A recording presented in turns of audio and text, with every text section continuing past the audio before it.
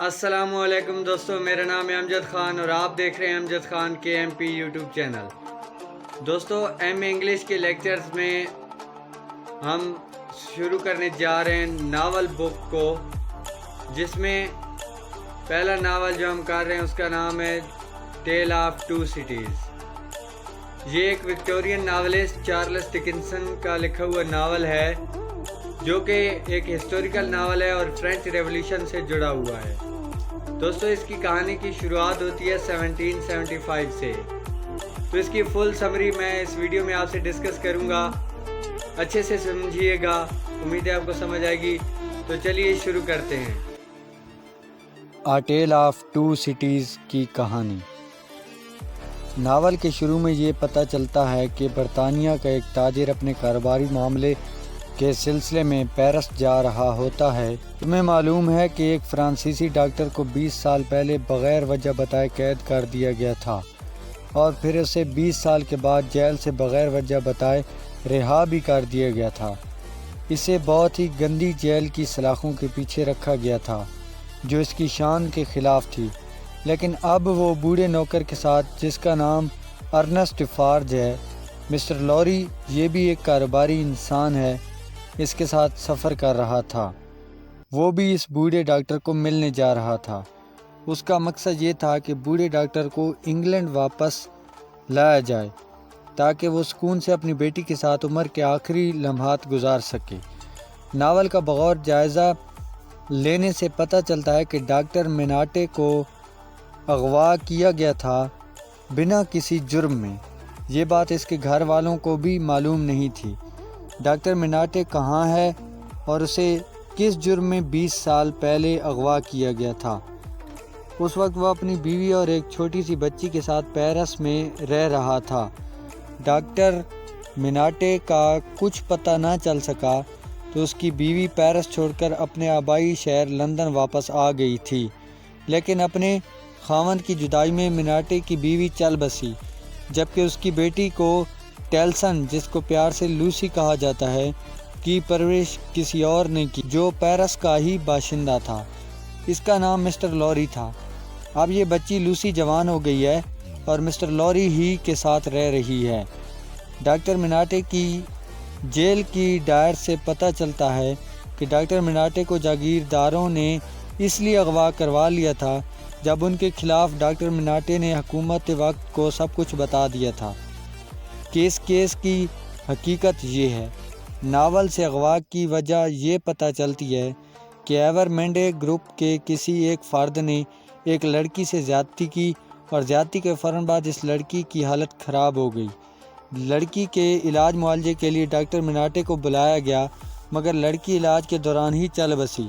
اس سے پہلے لڑکی کے بھائی نے اس کی عزت بچانے کی کوشش کی، مگر اس کام میں خود بھی بری طرح زخمی ہو گیا تھا اور اپنی جان سے ہاتھ دھو بیٹھا تھا۔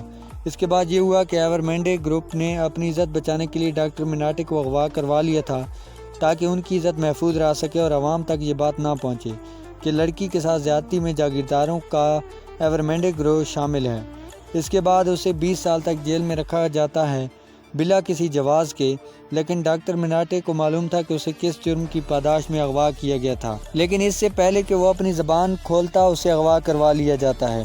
ڈاکٹر میناٹے جیل میں سوچتا ہے کہ اگر وہ جیل میں ہی مر جاتا ہے یا اس کو رہائی ہی نہیں ملتی تو عوام الناس کو کیسے معلوم ہوگا کہ ڈاکٹر میناٹے کہاں غائب ہو گیا تھا اپنی بیوی بچوں کو چھوڑ کر۔ یہ سب کچھ اپنے ذہن میں رکھتے ہوئے ڈاکٹر میناٹے جیل میں اپنی ڈائری لکھتا ہے اور اپنے اغوا کے بارے میں تمام تفصیل اس میں لکھ دیتا ہے کہ کس طرح قتل ہوا اور کس طرح اسے اغوا کیا گیا اور اس اغوا کے پیچھے کون لوگ تھے۔ اس کے بعد وہ ڈائری لکھ کر جیل میں ہی کسی محفوظ مقام پر رکھ دیتا ہے تاکہ بعد میں آنے والے کو اغوا کی حقیقت معلوم ہو سکے اور جاگیرداروں کے ظلم و ستم کا بھید منظر عام پر آ سکے اور اس کے ساتھ ہی عوام کو بھی حقیقت معلوم ہو سکے۔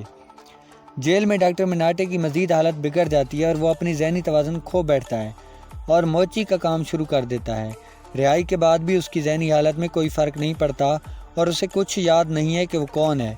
جب مسٹر لوری اور لوسی ڈاکٹر صاحب کو ملنے ان کے فلیٹ پر پہنچتے ہیں تو باتوں میں یہ بات سامنے آتی ہے کہ لوسی اسی ڈاکٹر کی بیٹی ہے جسے وہ اس وقت چھوڑ گیا تھا جب وہ ایک چھوٹی سی بچی تھی۔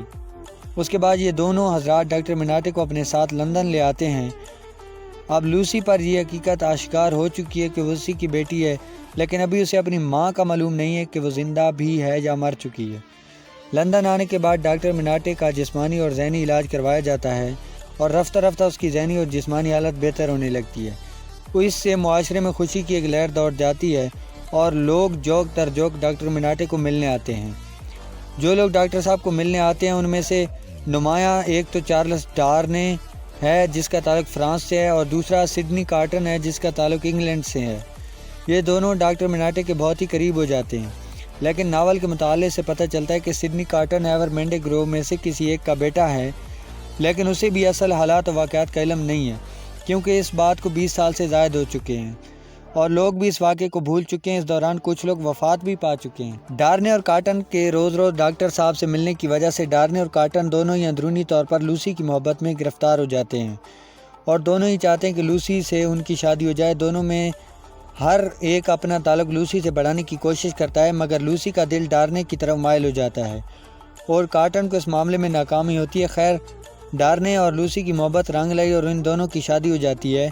دوسری طرف کارٹن نے لوسی کے گھر آنا جانا ترک نہیں کیا، بلکہ وہ لوسی کی شادی کے بعد بھی ڈاکٹر مناٹے سے ملنے آتا رہتا ہے تاکہ ڈاکٹر صاحب کی خیریت معلوم ہوتی رہے۔ اس کے بعد فرانس کی تاریخ میں ایک ایسا وقت بھی آتا ہے جب فرانسیسی حکومت کے خلاف لوگ بغاوت کر دیتے ہیں اور ملک میں انقلاب کا سماں پیدا ہو جاتا ہے، اور پھر اس کے ساتھ ہی ملک میں سول نافرمانی کی تحریک شروع ہو جاتی ہے اور لوگ ملک کے تمام املاک پر قبضہ کر لیتے ہیں۔ اس کے ساتھ عوامی لیڈر فرانس کے بادشاہ کو اور ملکہ کو جیل میں ڈال دیتے ہیں۔ اس تحریک کا سربراہ مسٹر اور مسز ڈیفارجے ہے۔ روز بروز فرانس کی ملک کی حالت خراب سے خراب تر ہوتی جا رہی تھی۔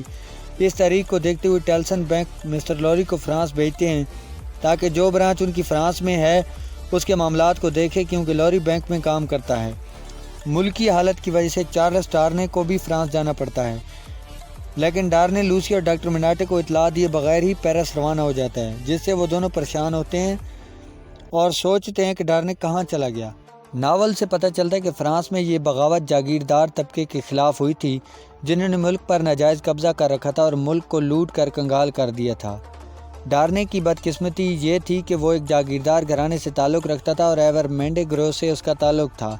جب ڈارنے وہاں پہنچتا ہے تو وہاں کے باغی اسے گرفتار کر کے اسے جیل میں ڈال دیتے ہیں، مگر ڈاکٹر لوری پہلے ہی پیرس میں موجود تھا جو بینک کے کام کے غرض سے وہاں گیا ہوا تھا، اور باغی ڈاکٹر مناٹے کا پرجوش خیر مقدم کرتے ہیں کیونکہ اس نے پیرس کی جیل میں بنا کسی جرم کے 20 سال گزارے تھے۔ پیرس کے تمام لوگوں کی ہمدردیاں ڈاکٹر مناٹے کے ساتھ ہیں اور عوام جاگیرداروں کی دشمن بن چکی تھی۔ فرانس کے لوگ مشتعل ہیں اور جاگیرداروں کی پکڑ دھکڑ شروع ہے۔ جاگیرداروں کو پکڑ کر عوام یا تو انہیں قتل کر دیتی تھی یا انہیں جیل میں ڈال دیتی تھی، حتیٰ کہ عوام نے فرانس کے بادشاہ کو بھی جیل میں ڈال دیا تھا جو جاگیرداروں کا محافظ تھا اور ہر قسم کے جرم میں ان کی مدد کیا کرتا تھا۔ اسی وجہ سے جاگیردار یا تو ملک چھوڑ کر بھاگ گئے تھے یا پھر انہیں پکڑ کر جیلوں میں ڈال دیا گیا تھا یا پھر انہیں قتل کر دیا گیا تھا۔ لیکن ڈارنے کے ڈاکٹر مناٹے سے تعلقات ہونے کی وجہ سے اسے رہائی مل جاتی ہے، لیکن ڈاکٹر مناٹے کو اس کی رہائی کے لیے بہت زیادہ کوشش اور محنت کرنی پڑتی ہے۔ لیکن جو ہی ڈارنے رہائی کے بعد عدالت سے باہر نکلتا ہے اسے دوبارہ گرفتار کر لیا جاتا ہے اور اسے عدالت میں پیش کیا جاتا ہے، اور اس کے ساتھ وہ تحریر جو مسٹر اور مسز ڈیفارجے کو جیل خانے سے ملی تھی جس میں ڈاکٹر مناٹے کو رکھا گیا تھا، یہ وہی خفیہ تحریر تھی جو ڈاکٹر مناٹے نے اس وقت لکھی تھی جب اسے بلا کسی جواز کے جیل میں بند کر دیا گیا تھا۔ اس خط میں تحریر تھا کہ ایور مینڈے گروہ نے ڈاکٹر مناٹے کو بلا جواز اس لیے گرفتار کیا عصمت دردی کے اصل حقائق حکومت کو مہیا کیے تھے، اس لیے ایور مینڈے گروہ کا ہر رکن مجرم ہے اور اسے سخت سے سخت سزا ملنی چاہیے۔ اب عدالت کے کمرے میں ڈاکٹر مناٹے کی جیل میں لکھی ہوئی تحریر کو بلند آواز میں پڑھا جاتا ہے۔ کمرے میں باغیوں کا ایک بہت بڑا ہجوم موجود ہے۔ تحریر کو سنتی ہجوم کی ہمدردیاں ڈارنے کے ساتھ ختم ہو جاتی ہیں اور اب باغی اس کے بھی دشمن بن جاتے ہیں، اس لیے سخت سے سخت سزا کا مطالبہ کرتے ہیں۔ عدالت عوام کے جذبات کو مد نظر رکھتے ہوئے اور ڈارنے کے خاندان کے جرائم کو مد نظر رکھتے ہوئے ڈارنے کو سزائے موت کا حکم سناتی ہے۔ جب کارٹن کو لوسی کی یاد نے تنگ کیا تو اسے ملنے پیرس پہنچ جاتا ہے اور وہاں جا کر اسے معلوم ہوتا ہے کہ ڈارنے کو سزائے موت ہو چکی ہے اور اگلے 24 گھنٹے میں اسے موت کی گھاٹ اتار دیا جائے گا۔ کارٹن لوسی کو پسند کرتا ہے اور ڈارنے لوسی کا خاوند ہے، اس لیے کارٹن انہیں بچانے کے لیے ایک منصوبہ بناتا ہے۔ اور لوسی کا دل جیتنے کے لیے بھی وہ اس کام کو بھی سر انجام دینا چاہتا ہے تاکہ لوسی پر اس کی محبت ظاہر ہو جائے کہ وہ لوسی سے کتنی محبت کرتا ہے۔ پیرس میں باغیوں کی اس تحریک کو کامیاب بنانے والا شخص بارسیڈ ہے جو اس کا خفیہ سرغنہ ہے۔ کارٹن کسی نہ کسی طرح اس شخص کا تعاون حاصل کر لیتا ہے۔ یہ وہی شخص ہے جس کے پاس اس کال کوٹھڑی کی چابیاں ہیں جہاں ڈارنے کو پھانسی کے لیے رکھا گیا تھا۔ کارٹن کسی نہ کسی طرح جیل میں ڈارنے کے پاس پہنچ جاتا ہے اور اسے بے ہوشی کی دوا سے بے ہوش کر دیتا ہے اور جب وہ اسے ساتھ لے گیا تھا۔ اس کے بعد وہ بارسیڈ کی مدد سے ڈارنے کو جیل سے باہر پہنچا دیتا ہے۔ باہر آتے ہی ڈاکٹر مناٹے، لوسی اور لوری اس کا انتظار کر رہے تھے، لیکن جیل سے فرار ہونے میں شکل کی مماثلت نے ایک اہم کردار ادا کیا۔ باغیوں کو یہ بتایا جاتا ہے کہ ڈارنے کا دوست ڈارنے کی موت کی خبر سن کر بے ہوش ہو گیا تھا، اسے اسپتال لے جایا جا رہا ہے، اس لیے وہ اسے جانے کی اجازت دے دیتے ہیں۔ اس کی وجہ یہ تھی کہ دونوں کی شکل میں بہت حد تک مماثلت تھی اور کوئی نہ پہچان سکا۔ اس کے بعد یہ لوگ بحفاظت لندن آ جاتے ہیں، جہاں اسے مسز ڈیفارجے جو لوسی اور ڈاکٹر مناٹے کو ملنے آتی ہے۔ اس عورت کی دونوں ہی سے نہیں بنتی، دونوں ایک دوسرے کے دشمن ہیں۔ بہرحال وہ لوسی سے تو نہیں ملتی مگر اس کی ملازمہ سے ملتی ہے جس کا نام پروز ہے۔ دونوں آپس میں لڑ پڑتے ہیں اور ڈیفارجے کی اپنی ہی گولی سے موت ہو جاتی ہے۔ اس کے بعد پروز لوری کے ملازم کے ساتھ لندن کے لیے روانہ ہو جاتی ہے۔ دوسری طرف ڈارنے کی پھانسی کا دن قریب آ رہا ہے اور کسی کو بھی پتہ نہیں چلتا کہ یہ ڈارنے نہیں بلکہ کارٹن ہے۔ اس کی وجہ یہ تھی کہ دونوں کی شکلیں آپس میں بہت زیادہ ملتی تھیں اور کارٹن ڈارنے کا لباس پہن کر قید خانے میں ہی رہ گیا تھا۔ آخرکار نکلی ڈارنے کو پھانسی دے دی جاتی ہے، لیکن حقیقت بعد میں بھی سامنے نہ آ سکی کہ پھانسی پر کون چڑھا تھا، ڈارنے یا کارٹن۔ آخرکار محبت کی خاطر کارٹن نے خود کو موت کے حوالے کر دیا۔ ناکام محبت کا یہی انجام ہوتا ہے۔ امید ہے دوستو ناول کی فل سٹوری آپ سمجھ چکے ہوں گے، اور اگر کوئی اس کے بارے میں کویسچن ہو تو کمنٹ میں بتائیے۔ ویڈیو کو لائک کریں، چینل کو سبسکرائب کریں۔ Thanks for watching. اللہ حافظ۔